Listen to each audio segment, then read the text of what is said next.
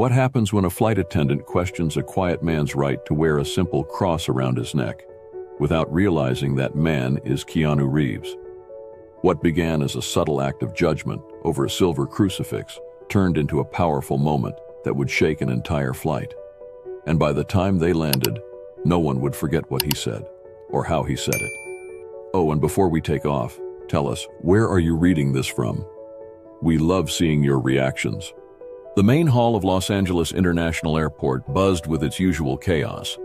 People rushed in every direction. Children pulled colorful rolling bags. Executives typed furiously on their smartphones while glancing at flight boards. Amid that frantic crowd, one man walked at a steady, almost unbothered pace. He wore a plain black t-shirt, worn-out jeans, and a pair of scuffed sneakers. No designer watch, no flashy accessories, no security entourage clearing the path. It was Keanu Reeves. A few people gave him curious glances, uncertain.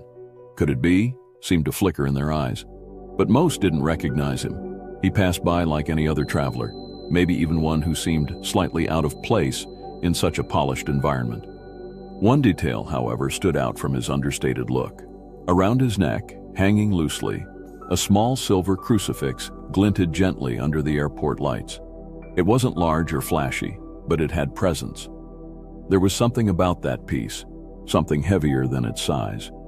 Keanu moved forward without arrogance, without hiding, just being himself.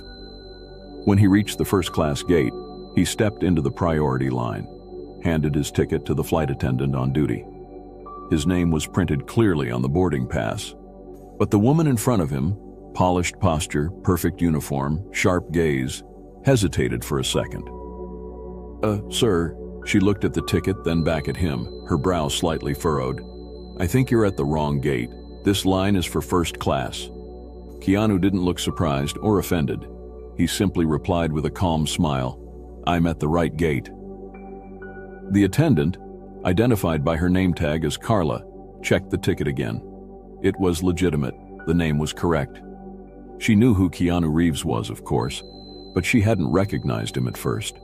His casual appearance, the worn sneakers, the complete lack of celebrity aura, it didn't match the profile she was used to seeing in first class. Even after confirming his identity, she hesitated. The silent bias had already surfaced. She let him pass, but her eyes followed him with unease. He walked slowly down the corridor and settled into his first-class seat with ease, like someone who had done this many times before. But Carla kept watching. There was something about him that bothered her. Maybe it was the contrast, the simplicity where she expected extravagance, or maybe it was the necklace, the crucifix, now fully visible as he adjusted his seatbelt. She froze for a moment. Her gaze locked on the tiny symbol, and a flash of tension ran across her face. She said nothing, but took a step forward. Then another.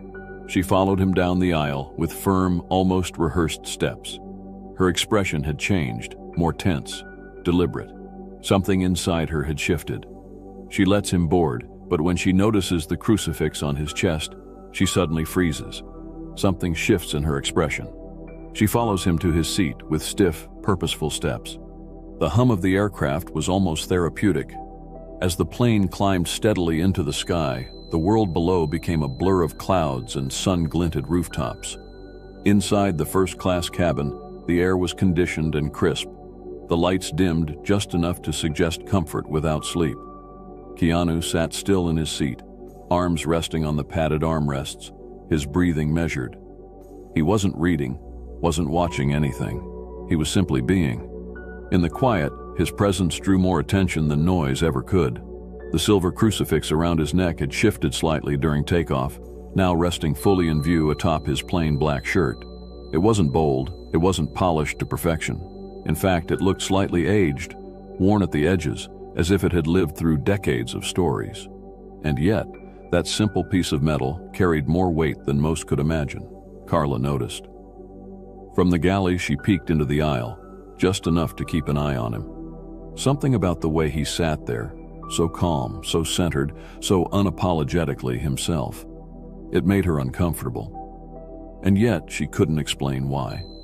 She had dealt with celebrities before, loud ones, demanding ones, entitled ones. But Keanu didn't fit any of those molds. Still, there was something about him, or maybe about that necklace, that stirred a strange discomfort in her chest, one she didn't want to name. Moments later, she approached. Her posture was professional, calculated. She'd practiced that poise in front of mirrors, in training seminars, in her own mind every time she had to deal with situations. This wasn't just a flight, it was her domain, and she was determined to uphold its order. "Sir," she began, lowering her voice just slightly, "I'd like to remind you that we have certain policies regarding overt religious symbolism in shared spaces. Especially in this cabin, we ask for discretion." Keanu turned to her slowly, his expression unreadable. "I'm sorry, is there a rule I've broken?" Her voice remained soft, but the undertone sharpened. "It's not about breaking rules, it's about creating a neutral environment. Some passengers might find certain symbols divisive." He looked down briefly at the crucifix. "I've flown like this many times before. No one's ever had an issue." She hesitated. That wasn't the response she expected. "Yes, well, times are changing. Some travelers feel more sensitive these days. We just ask everyone to be considerate. Perhaps you could tuck it in." Her hand gestured vaguely toward the necklace, like she didn't want to point directly, as if the symbol might burn her fingers. Keanu didn't react with anger, but he also didn't comply. "This crucifix isn't a fashion statement, it's not a provocation. It's part of who I am." Carla forced a smile, the kind used to diffuse, not to connect. "Of course, and we respect that. We simply ask that passengers keep personal expressions discreet, especially in premium cabins." Her words, dressed in policy, carried a passive-aggressive bite. The woman in the seat across the aisle looked up, subtly tuning in. A man 2 rows back removed one earbud. The air had changed. Something uncomfortable had started to bloom. Not loud, not chaotic, but palpable. Keanu's voice remained even, controlled. "With all respect, I believe I'm being singled out." Carla blinked. "Excuse me? If someone else wore a pendant of a tree, a star, or a stone, would you ask them to hide it?" She opened her mouth, closed it, reset. "That's not what this is about." "Then what is it about?" Silence. She didn't answer. Instead, she cleared her throat, stepped back with a nod, and said, "I'll give you a moment." Keanu looked up again, slower this time. "This necklace has saved my life more than once. In war zones, in hospital rooms, in nights I thought I wouldn't wake from." His voice didn't rise, but it filled the space like thunder in a cathedral. "I won't hide it. Not now. Not ever." For the first time, Carla showed what she was feeling. Her frustration, her disbelief, it cracked through the plastic of her customer service expression. It was only a flicker, but it was there, and everyone saw it. Passengers turned. The energy shifted fully now, no longer uncertain. People began forming silent opinions. A man lifted his phone from his lap, pointed the camera discreetly toward the aisle. Another whispered to his partner, "Is that really Keanu Reeves?" But Keanu didn't notice the shift. He wasn't trying to create one. He was simply standing still, holding a boundary others thought soft. Carla, sensing the loss of control, straightened again. "If you refuse, I'll have to escalate this to the captain. You do what you need to do." His eyes met hers now with quiet strength. "But know this, the problem isn't what's on my chest, it's what's in your eyes." A silence so complete fell over the cabin. It might as well have been outer space. Even Nicole stepped back slightly. Even she felt it, not just the power of the words, but the truth in them. Carla opened her mouth and closed it again. She had nothing to say, and everyone knew it. Keanu says with firm calm, "This necklace has saved my life more than once, and I won't hide it." Carla's professional mask cracks, her irritation now fully visible. The plane had reached cruising altitude. Outside, clouds drifted in slow motion beneath the wings. Inside, the first-class cabin hummed with a quiet luxury. Reclining seats, champagne flutes, the occasional clinking of silverware. But one corner of the cabin buzzed with a different kind of energy, the aftershock of a confrontation no one had expected to witness. Keanu sat silently in his seat, unmoved. The crucifix still hung over his shirt, resting peacefully above his heart. Carla returned. Her steps, now quicker and more rigid, carried a new edge. She stopped beside his seat, lips tight, expression neutral, but this time there was no attempt to disguise the tension in her tone. "Sir, I've received a few comments from other passengers. Some are feeling uneasy." She spoke in that same carefully measured voice, the one that tried to sound objective, but couldn't quite hide its undertone. Keanu looked at her, calm. "About what?" Carla paused. The answer was obvious, but she hesitated to say it outright. "About the display of ideological symbols in a shared enclosed environment. We strive to maintain a space where everyone feels comfortable." Keanu didn't blink. "A symbol of faith makes people uncomfortable?" Carla took a breath, short, sharp. "Imagine if everyone began wearing political pins, religious signs, ideological slogans. It would create division in a space meant for unity." He leaned forward slightly, his voice still low, but now it carried a weight, a deliberate clarity. "Then maybe the problem isn't the symbol. Maybe it's what people have been taught to feel about it." His words echoed louder than his voice. A couple sitting nearby exchanged glances. The man subtly angled his phone, pressing the record button without drawing attention. Carla, noticing, straightened her posture, as if trying to regain authority through stature. "I'm simply following protocol. If you refuse to cooperate, I may have to notify security." Now that got attention. More heads turned. A quiet hush spread over the cabin, the kind that comes when something real, something raw, pierces through the surface of routine. But Keanu didn't flinch. He didn't raise his voice. Instead, he looked her in the eyes and said, "Call whoever you need to, but understand this. The problem isn't what's on my chest, it's what's in your eyes." Silence, total. Carla stared at him, caught in the sudden mirror he held up. Not with judgment, but with clarity. His words were not aggressive, they were true, and that made them harder to swallow. A flight attendant further back stopped mid-task. The couple continued to film. One or two passengers subtly nodded, though they said nothing.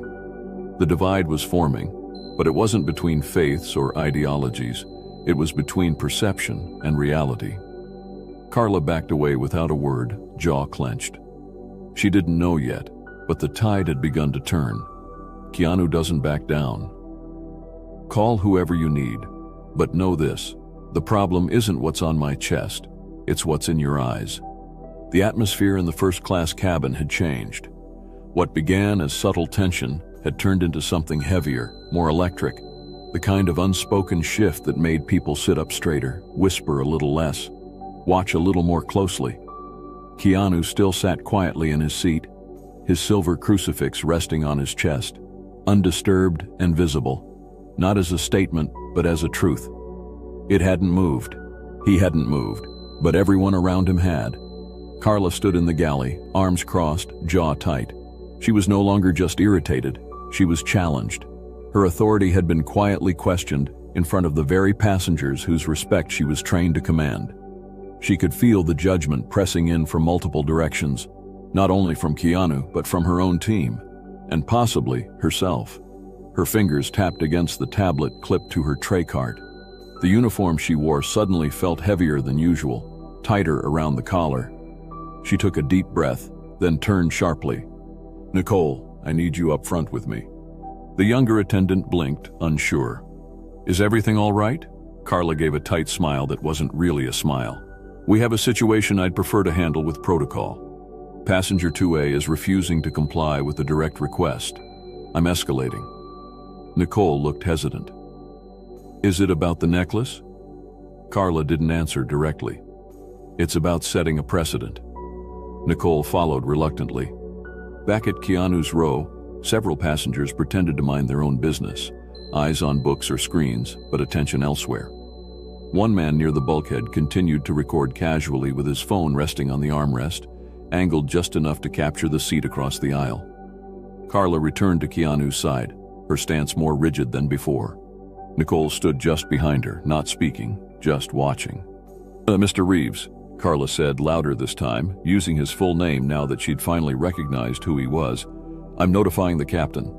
If you continue to disregard cabin expectations, we will have to take further measures, possibly even involve airport security upon landing." Keanu slowly turned his gaze to her, unbothered. For wearing a necklace?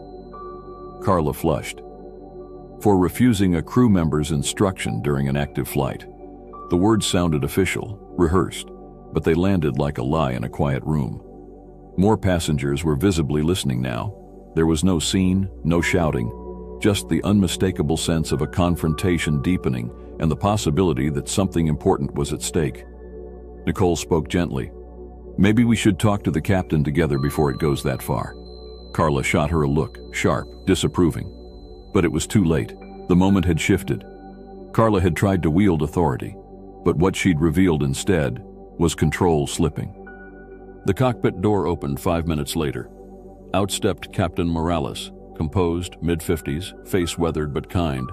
The kind of man whose calm you could feel before he even spoke. He walked the aisle with purpose, but not haste.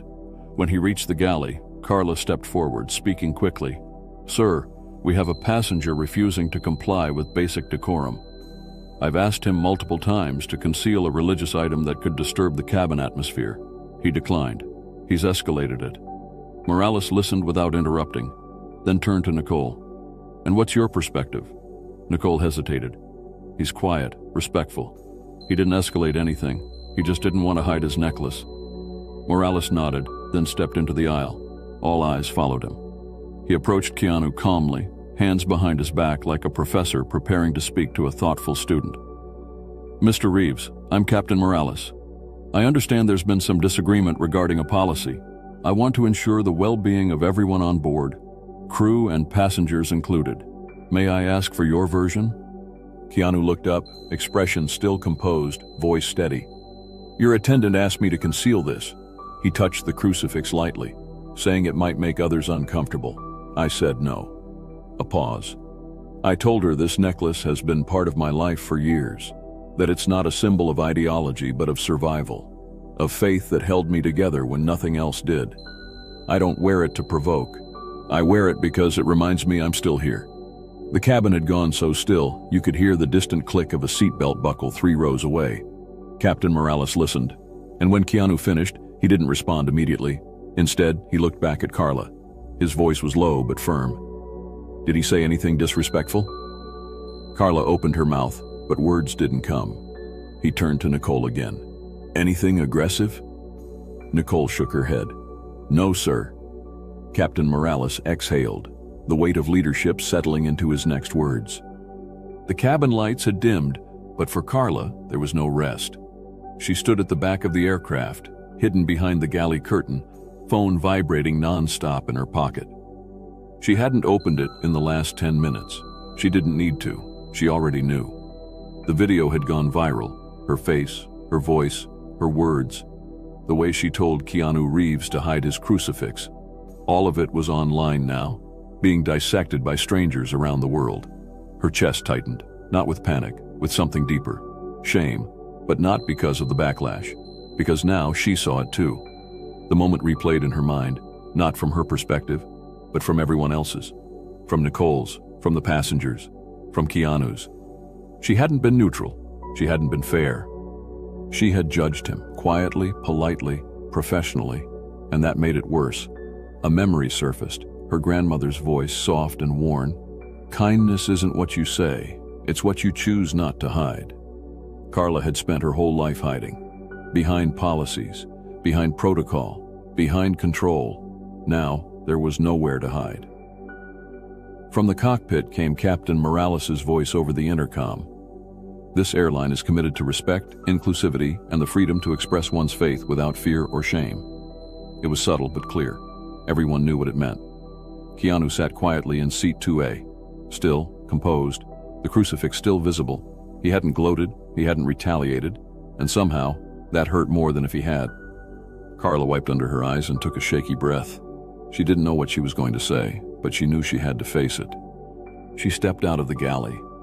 The walk to the front felt longer than usual. Aisle lights reflected off polished seats and curious eyes. As she approached Keanu's row, the cabin fell into silence. He looked at her, calm as ever.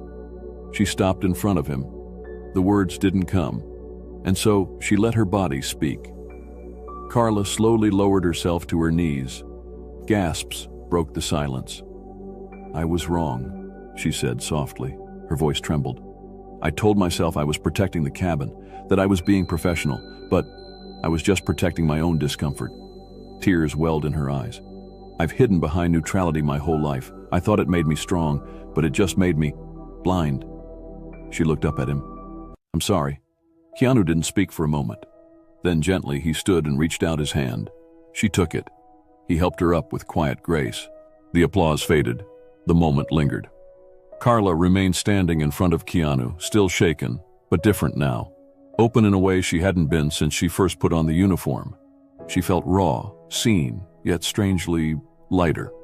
Keanu was still holding her hand. Not to make a point, just to offer presence. Carla whispered almost to herself, "I don't know how to undo what I did." Keanu looked at her with kindness. "You don't need to undo it." He released her hand gently. "You faced it. That's more than most ever do." She blinked. The cabin was quiet, still watching. But now, no one looked like they were judging her. They looked moved. Keanu gestured to the seat beside him. "Sit, if you want." Carla nodded, sat for a moment, her posture no longer stiff, no longer performing. "I used to believe in something," she said softly. "Before this job, before rules and scripts and fear." Keanu Reeves chooses grace over conflict. Quiet faith, loud truth. Flight attendant apologizes midair, and the world watches. But Carla didn't care about the articles, because something else had changed, inside her. 2 weeks later. A soft, natural light streamed through the window of a modest apartment. Carla sat in front of her phone, recording a video. No makeup, no uniform, just her and a plain t-shirt. In her hand, she held the small silver crucifix Keanu had given her after the flight, the one he'd worn during it all. She looked into the lens.